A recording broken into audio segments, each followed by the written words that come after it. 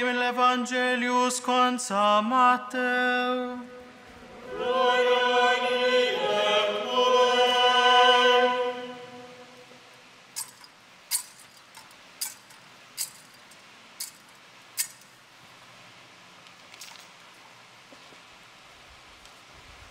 F'dak iż-żmien, meta wasal fl-inħawi ta' Ċesarija ta' Filippu, Ġesu staqsa lid-dixxipli tiegħu u qalilhom: In-nies min jgħidu li hu bin il-bniedem?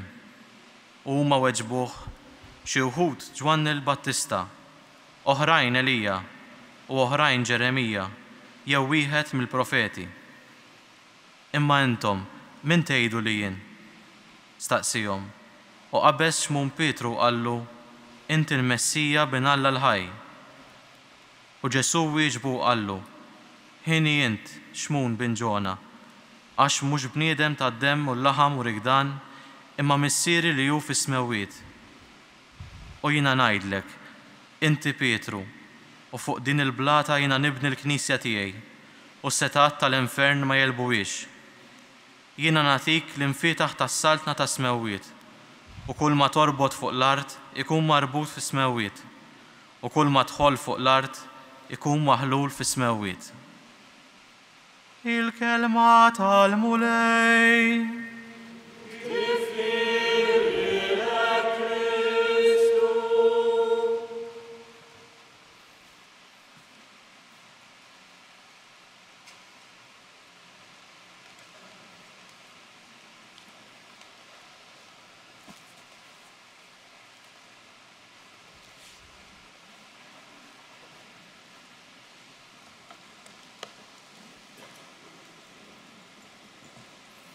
Issa naf tassew li l-mulej bat l-anġlu tiegħu u ħelisni minit Erodi u minn dak kollu li l-Lut kienu qegħdin jistennew li jsir. Dan huna kliem ta' San Pietru meta jirrealizza li l-ħelsin tiegħu mill-ħabs ma kinitx ħolma imma realtà. Issa naf tassew li l-mulej bat l-anġlu tiegħu u ħelisni. U fit-tieni qari smajna wkoll li l-Apostlu missierna San Pawl jafda fil-qawwa tal-mulej li jeħilsu.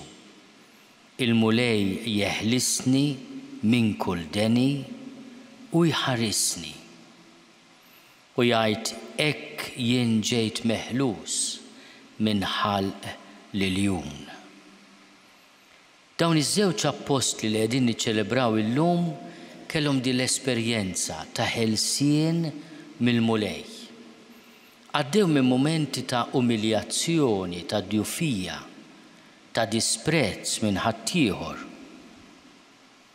Imma it-tama tagħhom talmu ipoġġuha fil-mulej.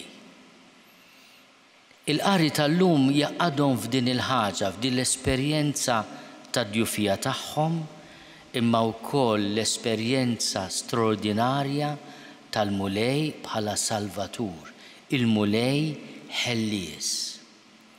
Jekk Pietru jgħaddi mill-ħabs fiżiku u ikollu jgħaddi minnu għal diversi jiem, ma jitgħallem jorqod ukoll fil-ħabs. Jiena tolqotni l-fatt li l-anġlu isib lil Pietru rieqed.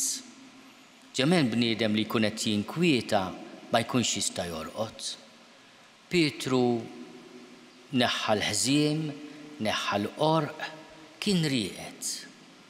Donnu anke fid-djufija l-umiljazzjoni il-ħabs tiegħu kien seren. Ma sibx li ma kienx inkwetat, għaliex li l-ġagbu kien jaf li qatawlu rasu. Min jafx kienet jaħseb li se jiġri minn fuqu. U wara żmien fil-ħabs, il-Knisja qiegħda titlob għalih. Il-mulej intervjeni u jeħilsu. San Pawl jitkellem dwar sitwazzjonijiet differenti. Jitkellem dwar il-mulej li jaqaf miegħu, li jagħtih il-qawwa u għaliex biex ikompli l-missjoni tiegħu. Hekk jien ġejt meħlus minn ħalq lill-jum, il-mulej jeħlisni minn kull deni u jħarisni. U aħna nistaqsu lil xulxin imma qed niċċelebraw il-mewt tagħhom. Il-mewt tagħhom hija mewt krudili ġrat taħt il-qilla tal-imperatur Neruni u l-persekuzzjoni li jagħmel kontra l-insara. Pietru ġie msallab fil-ġonna Vatikani li kellu Neruni u li kien jużhom għad-divertiment tiegħu. Pawlu li kien ċittadin Ruman għatawlu rasu. It-tnejn ġew ikkundannati għax kienu qegħdin ixandru lil Ġesu. Il-mewt tagħhom taqadhom flimkien u nistaqsu lil xulxin fejn kien Alla fil-mewt tagħhom. Il-mulej li ħeles lil Pietru mill-ħabs f'Ġerusalem ma setax jeħilsu mill-martirju u Pawlu li ħeles mill-lar għal darba darbtejn tlieta li għadda wkoll mill-ħabs li kienu wkoll perswas li l-mulej jeħilsu minn ħalq lill-jum. Il-mulej ma setax jevitalu din il-kundanna ħarxa li jaqtawlu rasu dejn it-Trefontane. Forsi nutli nagħmlu din il-mistoqsija lill-mulej. Hemm it-tradizzjoni antika li Pietru rid jaħrab mir-Ruma x'aktarx fuq l-insistenza tal-komunità biex jaħrab mill-persekuzzjoni u jiltaqa' ma' Ġesu u jgħidlu mulej fejn sejjer? Quo vadis? Fejn sejjer? U jgħidlu jien sejjer Ruma biex nerġa' nissallab. U Pietru jifhem li l-mulej tisejjaħlu biex bħalma kien qallu imur fejn ma jixtieqx, iħażmuh u hekk jurih il-mewt li bih kellu jagħti glorja lil Alla. Pawlu seta' jibqa' Ġerusalem bħala ċittadin liberu. Fettillu jiddeċidi li l-imperatur kellu jaqta' l-kawża tiegħu u beda vjaġġ lejn Ruma, ħabsi tal-imperatur. Il-vjaġġ li waslu anke fostna. Għax Pawlu wasal fostna ħabsi sejjer biex jiġi ġudikat mill-imperatur.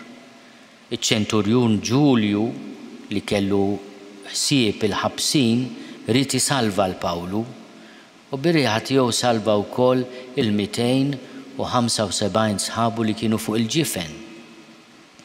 Aħna trattajnieh tajjeb il-Pawlu fil-vjaġġ tiegħu lejn Ruma, għamel 3 xhur fostna, ma tajjeb nifmu li fostna Pawlu ġie bħala ħabsi fit-triq tiegħu lejn esperjenza li wara 3 snin jippriedka imma xorta bl-ħassa miegħu dejn il-kwartier Ludi ta' Ruma, il-kwartier Regola fejn hemm knisja li tfakkar id-dar fejn kien jgħix Pawlu.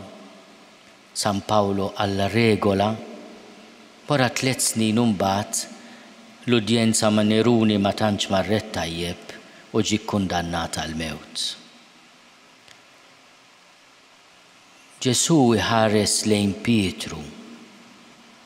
Meta Pietru imnebbaħ mill-missier jistqar il-fidi tagħna f'Ġesu.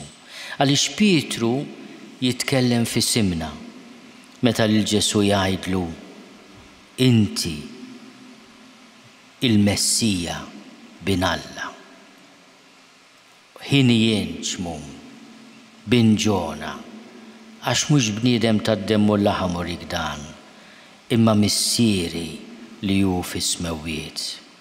U jiena ngħidlek inti Pietru u fuq din il-blata jiena nibni il-knisja tiegħi u s-setat tal-infern ma jelbuwiex.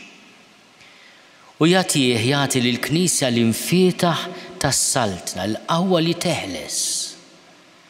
Mela l-esperjenza li għaddew minna Pietru u Pawlu tgħaddi wkoll fina, fostna, bil-qawwa li Ġesu il-mulej ta' lill-Knisja tiegħu permezz ta' Pietru u s-suċċessuri tiegħu, il-papiet permezz tal-isfijiet tal-Knisja, permezz tal-poplu qaddis ta' Alla.